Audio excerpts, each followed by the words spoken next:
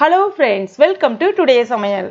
இன்னைக்கு நம்ம today's சமையல்ல அதிகமான சத்துக்கள் நிறைந்த பாலக்கீரையை பயன்படுத்தி சுவையான தொக்கு எப்படி ரெடி பண்ணலாம்னு தான் பார்க்க போறோம்.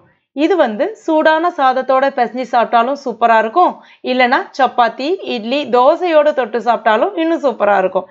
இதை இப்ப நம்ம எப்படி செய்யறதுன்னு பார்க்கலாம். இது செய்யறதுக்கு நான் ஒரு கட்டு பாலக்கீரையை க்ளீன் பண்ணிட்டு எடுத்துர்க்கேன்.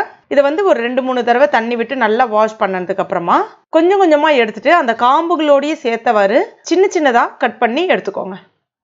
இப்ப பாருங்க இந்த மாதிரி எந்த அளவுக்கு உங்களால நல்லா பொடிசா கட் பண்ண முடியுமோ அந்த அளவுக்கு கட் பண்ணிக்கோங்க. அடுத்ததா ஒரு மிக்ஸி ஜார்ல 3 பெரிய வெங்காயம் ரஃப்பா கட் பண்ணிட்டு சேர்த்துக்கோங்க. 30 பல்லு பூண்டு மீடியம் சைஸ்ல இருக்கு. பெரிய பல்லு பூண்டா இருந்தா 20 பல்லு போல சேர்த்துக்கோங்க. 2 டேபிள் ஸ்பூன் மிளகாய் பொடி, தேவைப்பட்ட கொஞ்சமா தண்ணி சேர்த்துட்டு இந்த மாதிரி நல்லா நைஸா அரைச்சு எடுத்துக்கோங்க. இது அப்படியே ஒரு வாரம் இருக்கட்டும். அடுத்ததா ஒரு கடாயில 2 டேபிள் ஸ்பூன் எண்ணெய் சேர்த்துக்கோங்க. எண்ணெய் காஞ்ச பிறகு 1 டீஸ்பூன் கடுகு, கடுகு கொஞ்சம் பொரிஞ்சு வர ஆரம்பிக்கும் போது 1/2 டீஸ்பூன் வெந்தயம், 1 டீஸ்பூன் சீரகம். இதெல்லாம் நல்லா பொரிஞ்சு வரும்போது 2 வரமிளகாய் உடைச்சு விட்டு சேர்த்துக்கோங்க. கூடவே 5-6 பல்லு பூண்டை தோலோடு தட்டிட்டு சேர்த்துக்கோங்க. நல்ல மணமாவும் சுவையாகவும் இருக்கும். அடுத்ததா நம்ம அரைச்சி வச்சிருக்க அந்த விழுதை சேர்த்துக்கோங்க. லைட்டா ஒரு முறை கலந்து விட்டுக்கோங்க.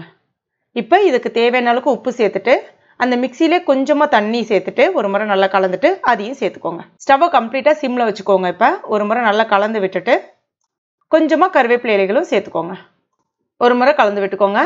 1/4 டீஸ்பூன் மஞ்சள் பொடி, 1/2 டீஸ்பூன் சீரக பொடி, 1 டீஸ்பூன் கொத்தமல்லி பொடி சேர்த்துட்டு எல்லாத்தையும் ஒரு முறை கலந்து விட்டுட்டு மூடி வச்சிருங்க. ஸ்டவ்வை கம்ப்ளீட்டா சிம்ல வச்சுக்கோங்க. அந்த வெங்காயத்தினுடைய பச்சை ஸ்மெல் போய் லைட்டா எண்ணெய் பிரிஞ்சு வரட்டும். இடையில எடுத்து ஒரு முறை கலந்து விட்டுக்கோங்க. இப்ப பாருங்க அந்த வெங்காயத்தினுடைய பச்சை ஸ்மெல் கம்ப்ளீட்டா போயிடுச்சு. அந்த எண்ணெய் பிரிஞ்சு வந்திருக்கு. இப்போ இதில் நம்ம ரெடி பண்ணி வச்சிருக்க அந்த கீரையை சேர்த்துக்கலாம். சேர்த்துட்டு ஒரு முறை கலந்து விட்டுக்கோங்க. உப்போட பதம் இந்த இடத்துல செக் பண்ணிக்கோங்க. கீரை சேர்த்த பிறகு அதுவாகவே நீர் விட்டு அந்த கீரை நல்லா வெந்து வரும். அதனால நம்ம எக்ஸ்ட்ரா தண்ணி எதுவும் சேர்க்கணுன்ற அவசியம் கிடையாது. ஆனால் ஸ்டவ்வை மட்டும் ஃபாஸ்ட்டாக வைக்க வேண்டாம்.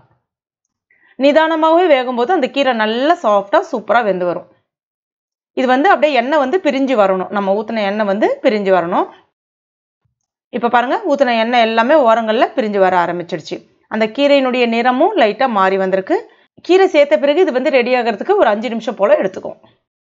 கீரை பர்ஃபெக்டாக வெந்து வந்திருக்கு. சூப்பரான பாலக்கீரை தொக்கு ரெடி ஆயிடுச்சு. நீங்களும் உங்கள் வீட்டில் கட்டாயம் இந்த ரெசிபியை ட்ரை பண்ணி பாருங்கள். தேவைப்பட்ட ஒரு சின்ன துளி நீங்கள் வெல்லம் கூட இதில் சேர்த்துக்கலாம், உங்களுக்கு பிடிக்கும் அப்படின்னா. சூடான சாதத்தோட பிசைஞ்சு சாப்பிடும்போது ரொம்ப சூப்பராக இருக்கும். இட்லி தோசையோடையும் தொட்டு சாப்பிடலாம், அவ்வளோ அருமையாக இருக்கும். சப்பாத்தி கூட தொட்டு சாப்பிட்டாலும் சூப்பராக இருக்கும். கண்டிப்பாக இந்த ரெசிபியை உங்கள் வீட்டில் ட்ரை பண்ணி பாருங்கள். ட்ரை பண்ணி பார்த்துட்டு மறக்காமல் எனக்கு கமெண்ட் பண்ணுங்கள். இந்த வீடியோ உங்களுக்கு பிடிச்சிருந்துன்னா லைக் பண்ணுங்கள்.